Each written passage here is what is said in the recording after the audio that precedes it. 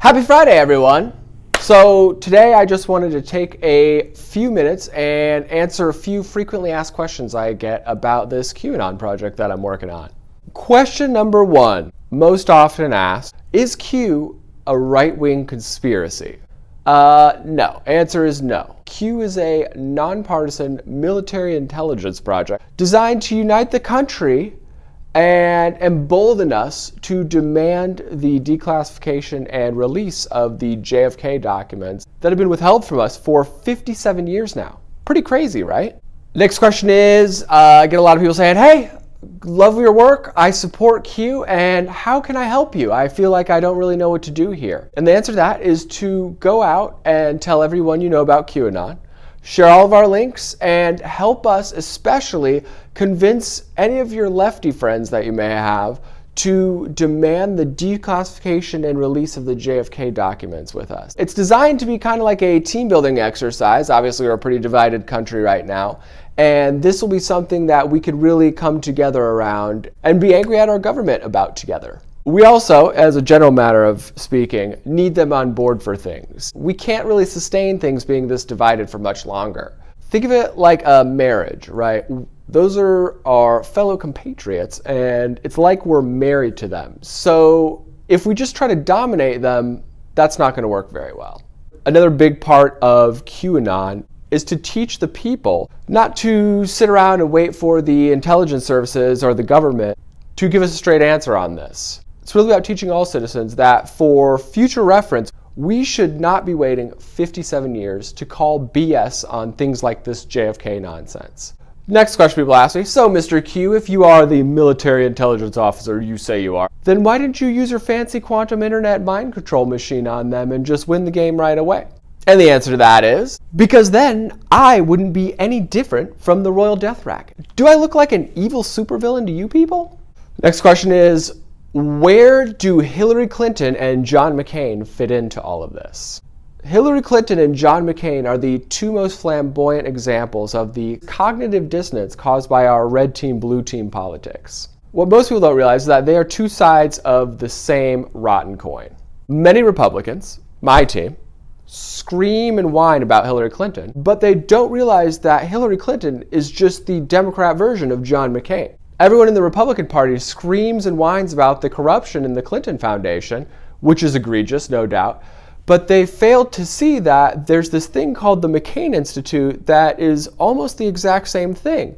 A violent political racket that is actually destroying both our country and the countries that we are falsely claiming to be helping. They are both direct facilitators of some of the most vile and sadistic behavior that happens on this planet.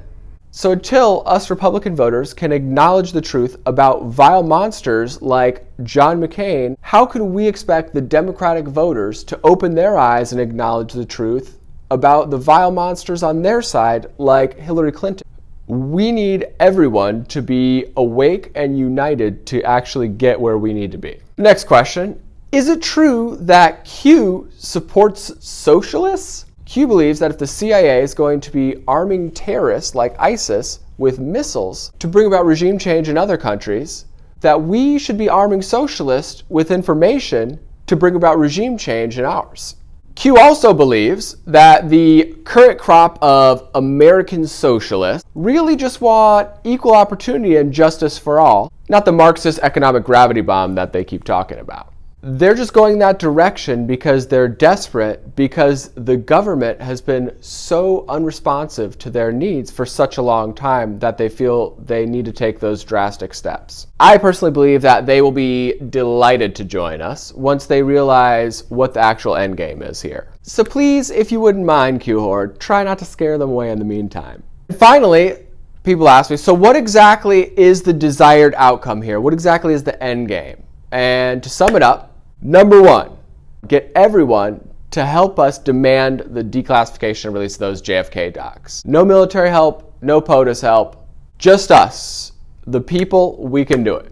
Number two, educate as many people as possible on exactly how corrupt our government is and unite the people, both left and right, around the common desire for dramatic change. Number three, After everyone's united, organize an economic blockade that will bring the royal death racket to its knees until they release Julian Assange. What they're doing to him is totally unacceptable, it's totally un-American, and it needs to end yesterday. So we're going to break him out hook or crook, and the bureaucrats in Washington can either get in our way and get steamrolled, or they can help us. Their choice. Number 4, we are going to wash away the entirety, or almost the entirety, of both parties and both chambers of Congress. And we're going to start fresh in 2020 with some younger, more intelligent, pragmatic leaders like Tulsi Gabbard, like Kyrsten Sinema, like Matt Gaetz, and like Josh Hawley. People actually were born in this century and who listen to their voters and work pragmatically towards innovative solutions. Call it a clear the board kind of a deal. Sound good, everyone? Okay, great.